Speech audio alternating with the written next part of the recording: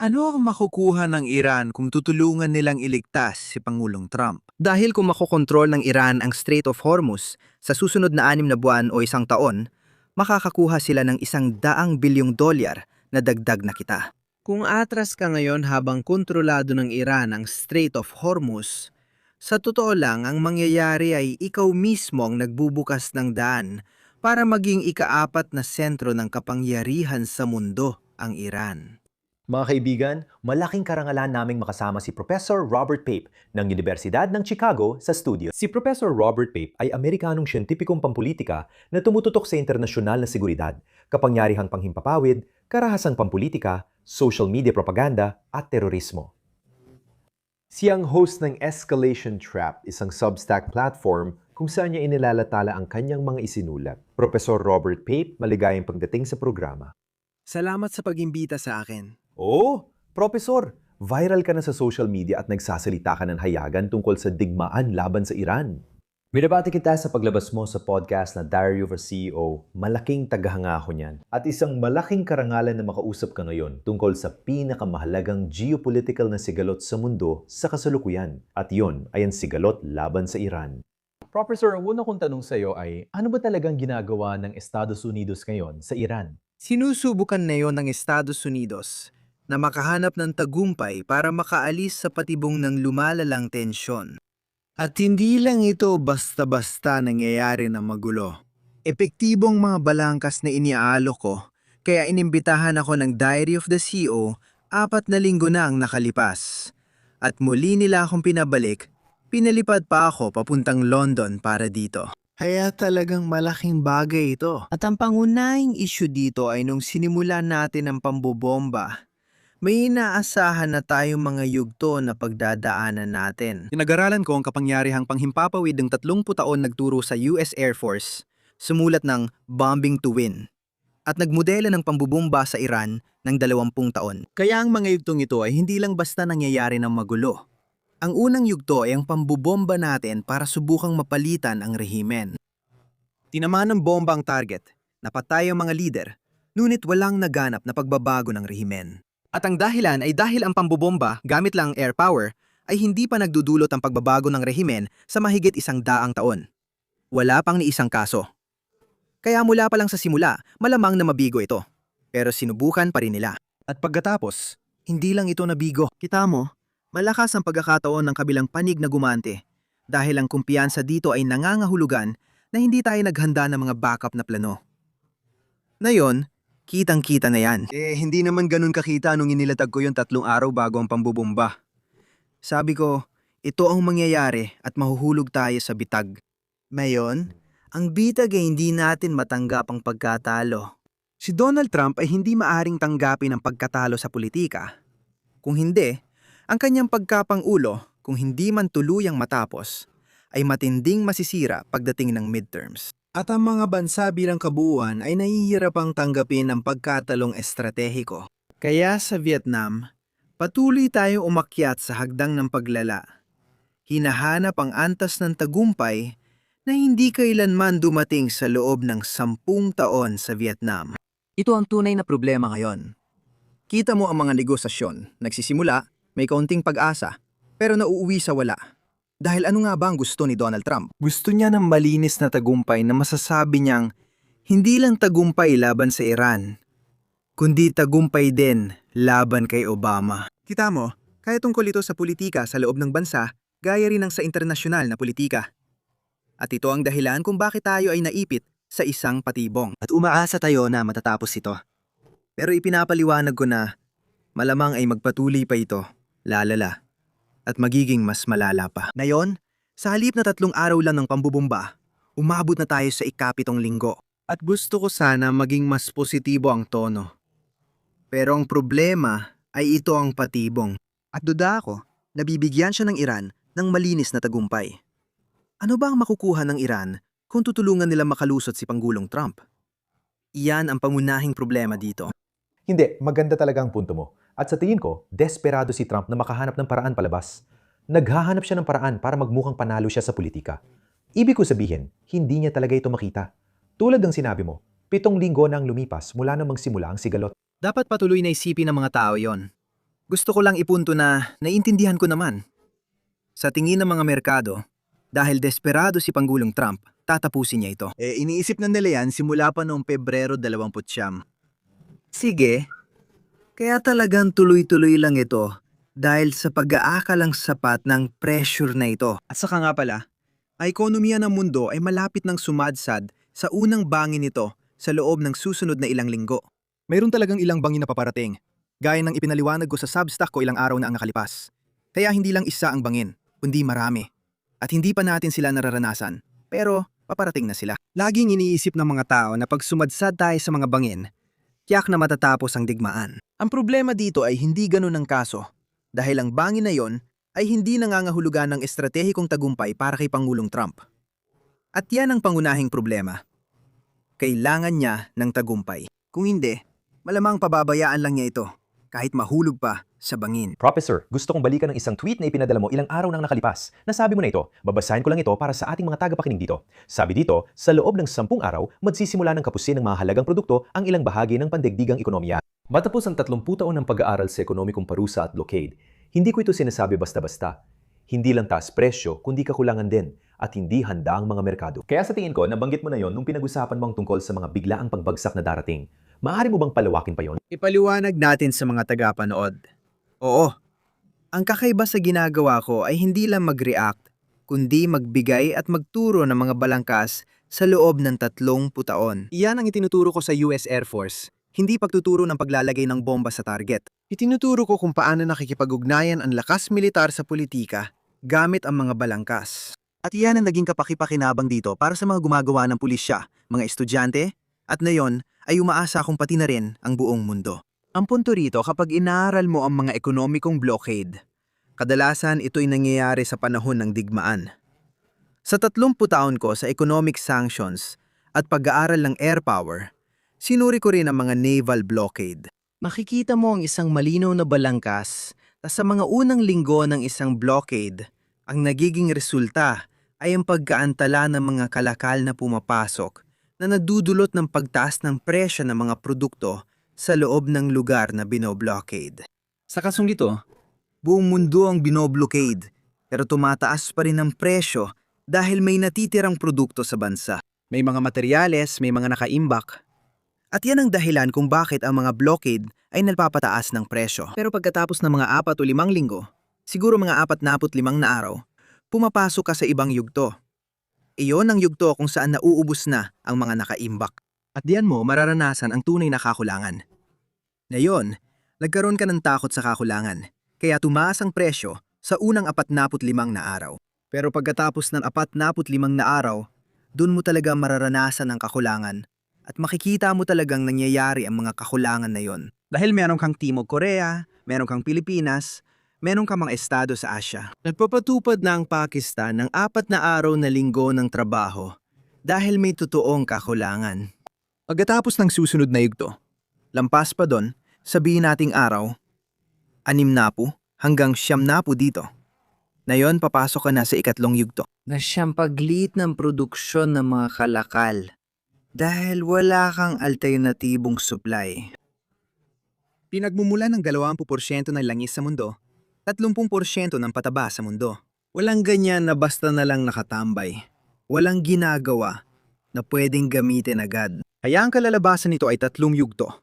Pagtaas ng presyo, kakulangan, at pagliit. Inilatala ko ito ilang araw nang nakalipas at makikita mo na ngayon, lumalabas na rin ang paliwanag ng IMF. Dito, nagbibigay ako ng higit pang detalye at pagkatapos inihahambing ko rin ito sa nangyari ng 1,900 at 73 sa mga yugtong ito. Kaya makikita mo talaga na nung 1,970, tatlong oil shock, halos pareho rin ang mga yugto na nangyari doon. Ganun din sa blockade sa Japan para mapasuko sila nung ikalawang digmaang pandaigdig na may 3 yugto rin. At kapag naintindihan mo na ang mga yugto, alam mo na kung ano ang hahanapin sa bawat yugto bilang mga matitibay na palatandaan. At iyon ang nagbibigay sa iyo ng babala tungkol sa paparating na panganib. Kaya ngayon ay nasa araw 46 na tayo. Katatapos lang natin sa araw 45.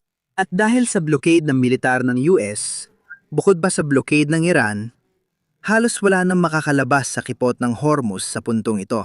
Baka may ilang barkong makalusot. Pero hindi kami umaasang marami, sigurado yan.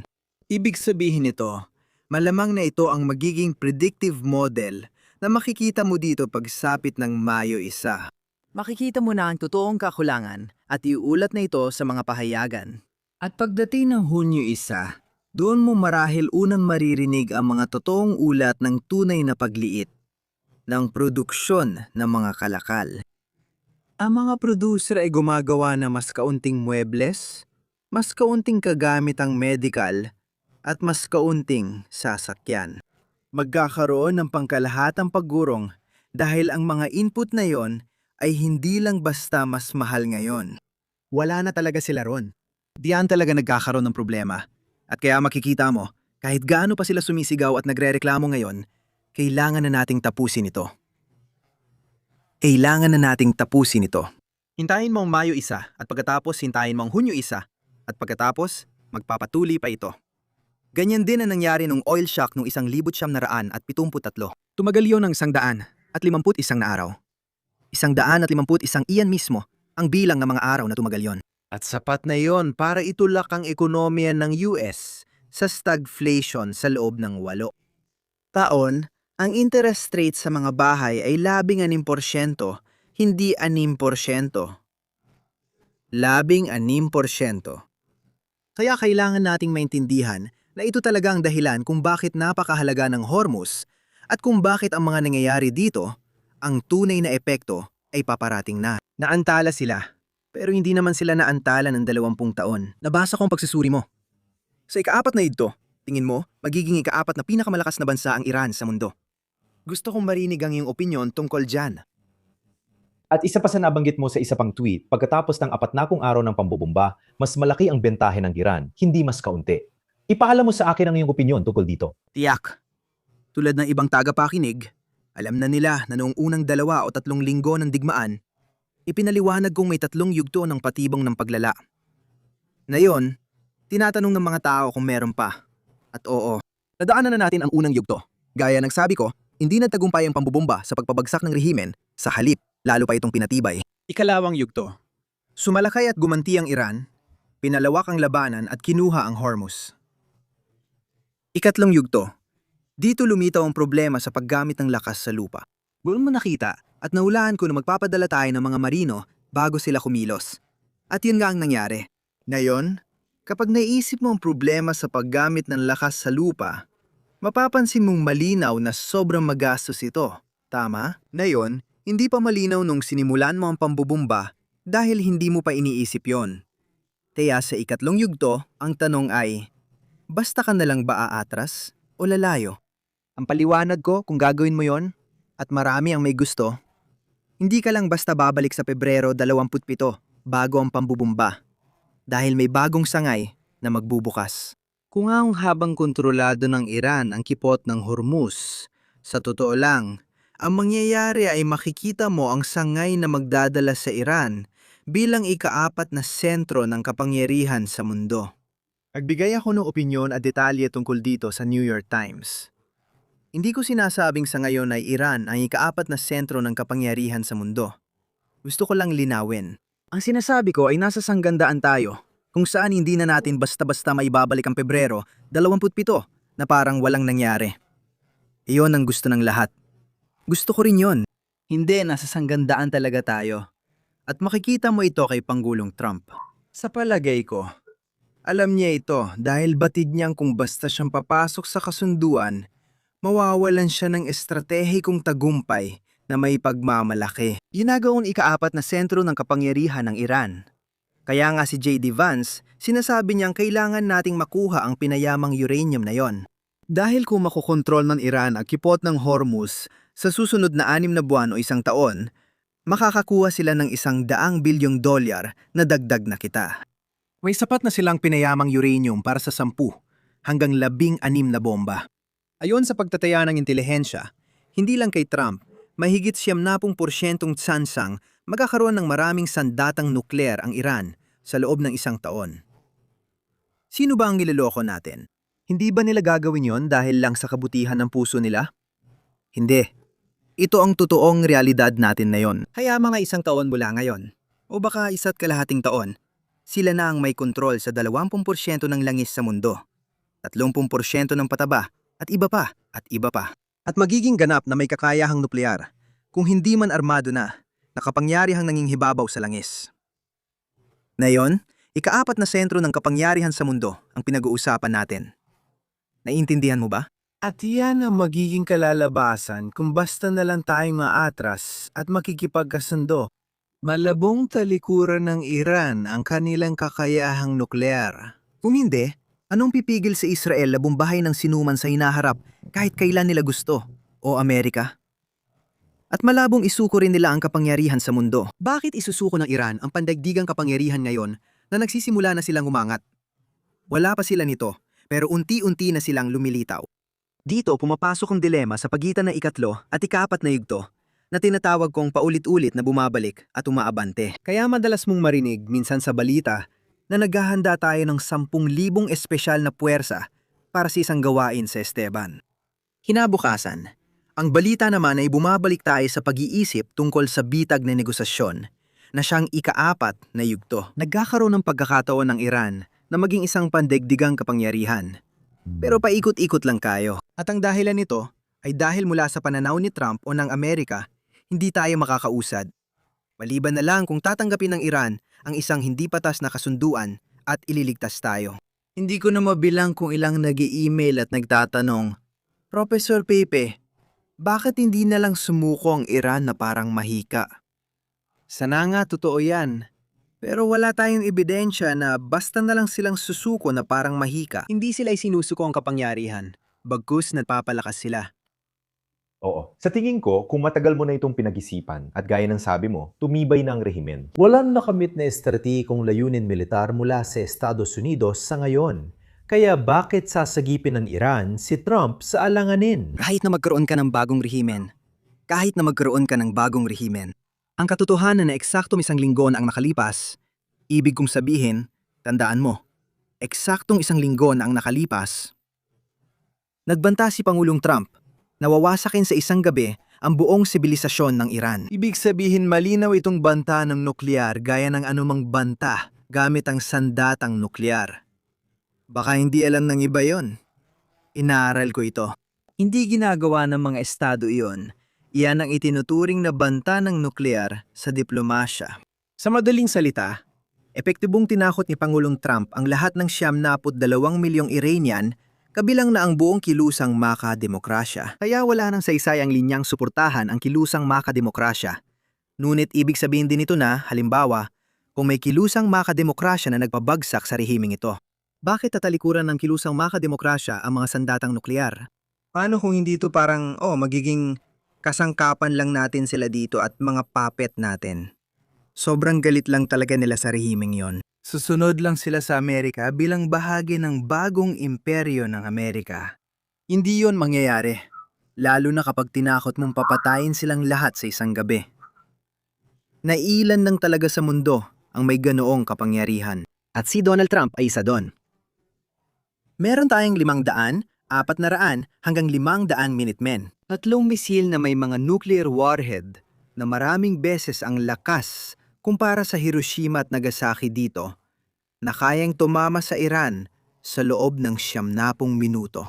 Mula sa oras na pinduti ng presidente ang mga kodigo ng paglulunsad sa itim na bag na dala niya, 24 oras bawat araw, 7 araw bawat linggo.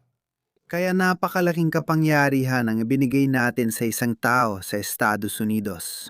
Kaya kapag nagbanta siya, maaaring hindi alam ng mga Amerikano kung ano ang iisipin nila. Malakas ang hinala ko na hindi basta-basta maloloko ang mga Iranian dito. Ganito kadelikadong nangyari. Kaya sa tingin ko talaga, hindi mo makukuha yon. Madali lang para sa kahit sino na umasa na basta na lang susuko ang Iran sa lahat ng bagay na ito. Oo, sisirain daw natin ang ekonomiya nila. Dati na natin itong ginawa. Pinabagsak natin ang ekonomiya nila sa pamamagitan ng mga sanksyon. Pero hindi rin gumana. Sa tingin ko, papunta pa rin tayo ron at parang naipit tayo sa patibong. Professor, nabanggit mong Israel, gusto kong marinig ang iyong opinyon tungkol dito. Lalo na't ang teorema sa escalation trap ay advanced na game theory batay sa prisoner's dilemma na kadalasang dalawang tao lang ang sangkot. Pero sa tingin ko, kailangan nating isama, sa tingin ko may nakikita tayong ikatlong tao o bansa at iyon ay tiyak ng Israel. Sabihin mo sa akin ang opinion mo tungkol sa kung paano ang Israeli. Sige. Parang prisoner's dilemma ito. Dahil alam na rin ng karamihan at ng mga nanonood mo, hindi ko na idedetalye ang mechanics. Kaya usapang pang insider na lang ito dito. Pero sa prisoner's dilemma, may dalawang bilanggo na kasabwat sa isang krimen at inilagay sila ng pulis sa magkaibang kwarto. Kaya sinusubukan nilang kumbinsihin ang bawat isa na ipagkanulo ang isa pa at inaalok sila ng magandang deal kung ipagkakanulo nila ang kasama nila. At yon ang prisoner's dilemma. Ipagkakanulo ba nila ang kaibigan o hindi? Pero ito ang sitwasyon kung saan may papasok na ikatlong partido na imbes na hikayatin kang ipagkanulo ang kasama mo. Papasok ang ikatlong partido at sasabihin, oo, ipagkanulo mo sila. Pero mahuhuli ka pa rin namin. Kaya yon ang tinatawag na spoiler. Yun ang ibig sabihin ng pagiging spoiler sa dilema ng preso na ito. Kaya ang Israel ay kumikilos bilang tinatawag na spoiler sa iba't ibang yugto ng diplomasya. Kaya kung babalikan natin ang isang taon na ang nakalipas, nagkaroon ng negosasyon sa pagitan ng Administrasyong Trump at Iran noong katapusan ng Mayo 2025.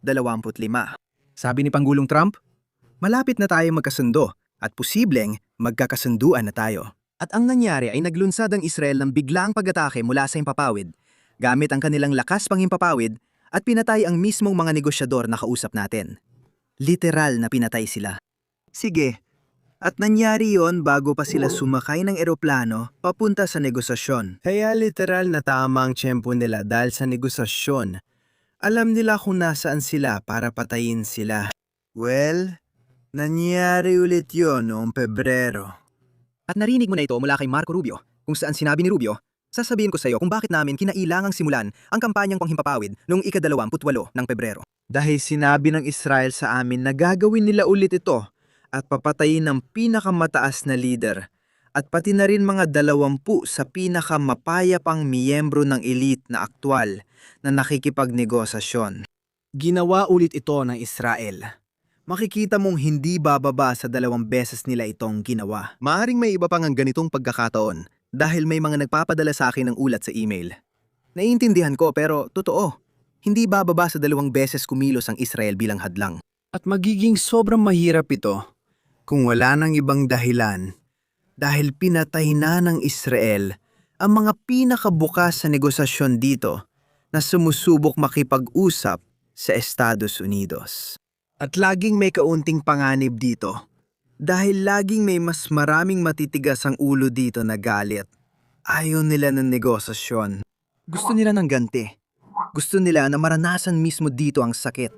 At kung kailangan nilang tiisin ang sakit, ayos lang. Gusto nila na makaganti, hindi lang tumanggap ng sakit. At yan ang ginawa ng Israel. Talagang naging napakahirap magkaroon ng tunay na katuparan, masasabi ko, ng isang kasunduan. Professor, gusto kong balikan ang isa pa sa mga tweet mo. Sabi ron, na pagtanto ng Iran, alam nilang di natin sila matatalo, kaya sinasamantala nila ito. Hindi nila kailangang manalo sa paraang militar. Kailangan lang nilang panatilihing nasa ilalim ng presyon ng sistema.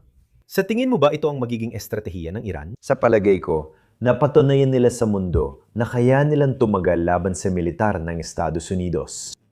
Bagong kaalaman mula sa digmaan. Ang digmaan ay hindi lang refleksyon ng mga uso noon, pero may kalabuan din sa mga uso bago ito. Ano nga ba talaga ang interaksyon? Inilabas ko ang prediksyon ko ilang araw bago ang pambubomba. At di ako nagulat na hindi ito sineryoso. Dahil professor lang ako at wala akong classified info. Pero nagkatotoo nga, di ba? O heto, may sitwasyon ka kung saan ang kalabuan ay malinaw na nalulutas. Unti-unti nang nawawala ang kalituhan ng digmaan. Ipinapakita nito na hindi madaling talunin ang Iran. Ibig sabihin matagal-tagal pa ang digmaan, siguro mga 6 na buwan pa. Kaya iniisip ko, baka kaya natin silang pabagsakin sa Nobyembre. Isipin mo ang pinsalang dulot sa ekonomiya hanggang sa panahong yon. Makikita mong ginamit ng Iran ang estratehiya para sa mahabang digmaan. Ganito ang estratehiya ng mga Vietnamese sa Vietnam. Hindi ito basta espesyal na ideya lang, tulad din ng ginawa ng Afghan Taliban. Ganito tinalo ang Amerika. Sila'y pumapasok sa mahabang digmaan at tinatarget ang kahinaan ng politika ng Amerika. Ganyan lumaban ng mga kalaban. Hindi sila direktang nakikipagsabayan sa mga hukbong dagat. Hindi na mahalaga yon. Nilubog na natin ang Navy nila. Hindi ganun mananalo ang Iran dito o makakalamang. Kaya ito ang kalagang nangyari. At ito ang dahilan kung bakit, habang lumilipas ang bawat araw, may kaalaman na sila ngayon. Yun ang punto ng tweet ko sa X, na ngayon ay may hawak na silang konkretong impormasyon na wala sila dati. Bago ang digmaan, maaaring inakala nilang matatagalan nila ang Amerika ng 6 na linggo. Alam na nila ngayon na nalampasan nila ang Amerika sa 6 na linggo. At sigurado akong iniisip nilang 9 na linggo yon. Kung may polymarket sila sa loob ng rehimen, palamang sinasabi nilang 70% ang posibilidad na abot ito hanggang Nobyembre dahil ang layunin nila ay pabagsakin ang gusto rin nila ng pagpapalit ng rehimen. Gusto nila ng pagpapalit ng rehimen sa Amerika. Oo, anak. Pwede rin silang maglaro sa pagpapalit ng rehimen. Hindi lang Amerika ang kaya magpatalsik ng lumang rehimen. May ganung ideya rin ang ibang mga bansa. Kahanga-hanga. Maganda yung punto. Profesor, nabanggit mo dati ang 70% posibilidad na magpadala ng mga sundalong panlupa ang Estados Unidos. Nakikita mo ba yon sa hinaharap? Ibig kong sabihin, papalapit na tayo sa mga buwan ng tag-init. Na sinasabi ng maraming tao. Sa unang episode ko sa Diary of a CEO, mga 4 na linggo na nakalipas. Pinili talaga niya. Si Stephen ay bihasa sa pagkuha ng impormasyon.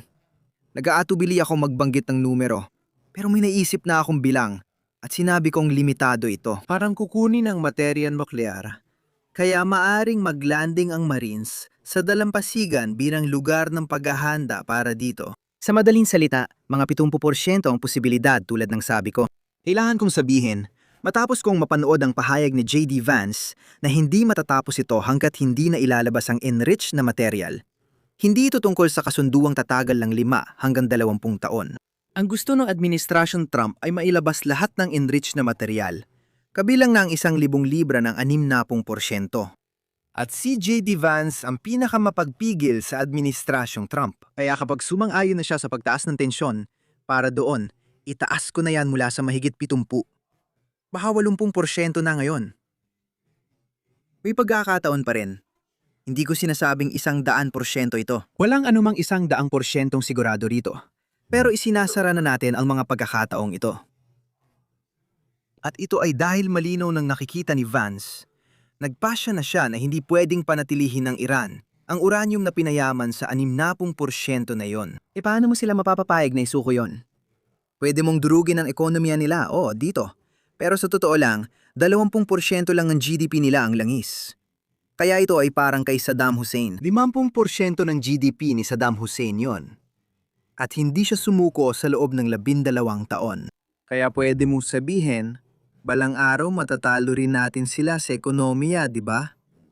Pero matagal pa yon. May matibay silang dahilan para hawakan ang pinayamang uranium para gumawa ng mga sandatang nuklear. Sa tingin ko, base sa ebidensya kung paano inatake ng Israel at pinatay ang mga negosyador sa kapayapaan, pati na rin ang Estados Unidos. Ibig kong sabihin, malamang ito ay isang bagay na iniisip kong tsak na gusto ng maraming Iranian. Huling punto para sa tagapakinig. Baliktarin ang sitwasyon. Isipin natin na ang Iran ang may libu-libong sandatang nuklear at may kaalyado rito sa reyon. Sabihin na nating Pakistan, na mayroon ding sandatang nuklear at ang Amerika ay wala. At sila ang gumagawa nun sa atin. At tayo ay nakikipagnegosasyon dahil gusto natin ng sandatang nuklear. At ang kaalyado nilang Pakistan ay paulit-ulit na pinapatay ang ating mga negosyador tuwing sinusubukan nating makipagkasundo. Tayo bang mga Amerikano ay basta na lang susuko at papayag na mapailalim sa kapangyarihan ng Iran at Pakistan? Seryoso ba? Iyan ba talaga ang gagawin ng Amerika? Sa tingin ko, hindi. At yan ang sinusubukan nating ipagawa sa kabilang panig. At may posibilidad ba? Sasabihin ko pa rin na may 20% posibilidad, pero hindi ito parang 50-50 sitwasyon. Kaya tigilan na natin ang pagsasalita na parang hindi natin alam ang mangyayari. Hindi, gumagawa tayo ng risk assessment para matukoy ang mga panganib at posibilidad. Totoo yan. Professor Pepe, ang saya ng usapan natin. Para sa mga manonood, ilalagay namin ang link ng iyong Substack ang escalation trap sa description. Nabanggit mo rin na ikaw ang host ng mahalagang event para mas maintindihan ito ng mga Amerikano at iba pang tao sa mundo. Paparating na ang event na ito. Paki-inform ang ating manonood tungkol dyan. Ako ang namumuno sa Chicago Project on Security and Threats sa Universidad ng Chicago. At kami ang nag-host ng taunang Chuck Hagel Lectures sa Universidad ng Chicago. Ang susunod ay sa Abril 17 at ito ay nakatuon sa digmaan sa Iran at China at Asia. Isa sa mga malalaking issue dito na hindi nabibigyan ng sapat na pansin. At magkakaroon kami sa entablado. Ako ang magiging tagapamagitan sa pag-uusap kasama sina dating kalihim ng depensa Chuck Hagel at dating deputy kalihim ng estado na si Kurt Campbell. Siya ang tao may pinakamaraming alam tungkol sa China at Asia sa alinmang administrasyon dito, demokratiko man o republikano, sa nakalipas na 15 taon. Hindi ito simpleng kaganapan at pwedeng pumunta sa Eventbrite ang mga nakikinig. Maaari silang pumunta at hanapin ito. I-search gamit ang pangalan ko. C-Post, Chuck Hagel, Hagel Lectures, Abril 17 at maaari silang sumali sa live stream ng libre. Walang bayad dito. Pampublikong usapan nito na tatagal ng 1 oras at kalahati at libre ang live stream. Kaya naming mag-host na hanggang 50,000 dito sa live stream ng libre. Hindi ko akalaing aabot tayo sa limit na yon. Pero kung kabilang ka sa unang 50,000, makikita mo ito at makakakuha ka ng libreng ticket. Napapanood ito sa buong mundo. Ito ay ila-live stream kahit saan. Tama. Para sa mga tagapakinig, ilalagay namin ang link ng event pati ang Substack at Twitter ni Professor Pepe para masundan ninyo. Professor, gusto ko lang magpasalamat sa lahat ng ginagawa ninyo. Salamat sa mga napakagandang kaalaman na ibinahagi ninyo. Mag-ugnayan tayo palagi. Sigurado akong babalik kayo sa aming palabas habang patuloy nating nakikitang umiral ang bitag ng paglalak. Gusto ko lang talagang magpasalamat sa oras na ibinigay ninyo ngayon. Maraming salamat din dito. Mahalaga at mahusay ang inyong trabaho. Salamat talaga. O mga kaibigan, dito na nagtatapos ang ating episode ngayong araw. Gusto ko magpasalamat sa inyong panonood at inaabangan namin ang muli ninyong panonood sa susunod naming episode.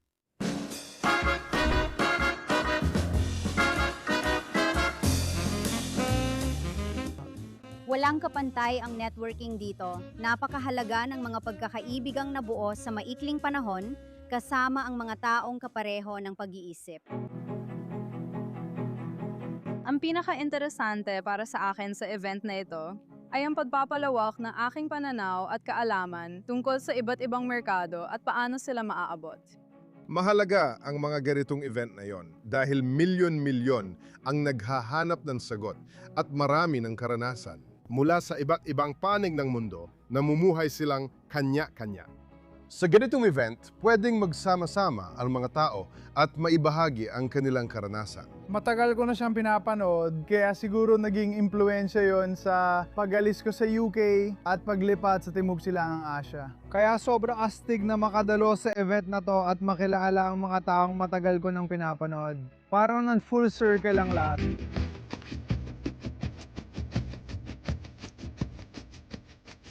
Para sa akin, ang pinakamagandang bahagi ay ang mga taong nakikilala ko hanggang ngayon, kung tutuusin. Nakilala ko ang mga individual na may koneksyon sa mga lugar kung saan plano ko talagang magnegosyo o magtayo ng ilang mga kumpanya at iba pa. Nakaka-inspire talaga ang ganitong mga event. Nakaka-challenge din ito dahil kailangan mong tanungin ang sarili mo tungkol sa ilang mga lumang paniniwala na matagal mo nang pinanghahawakan. Higit sa lahat, nagbibigay ito ng posibilidad. Hindi lang basta pag-asa mula sa salita. Nagbibigay sila ng totoong pag-asa. May kasamang pagiging maasahan. Mga praktikal na paraan at oportunidad na tunay na mailipat ang mga kasanayan, kapital at mga tao sa buong mundo.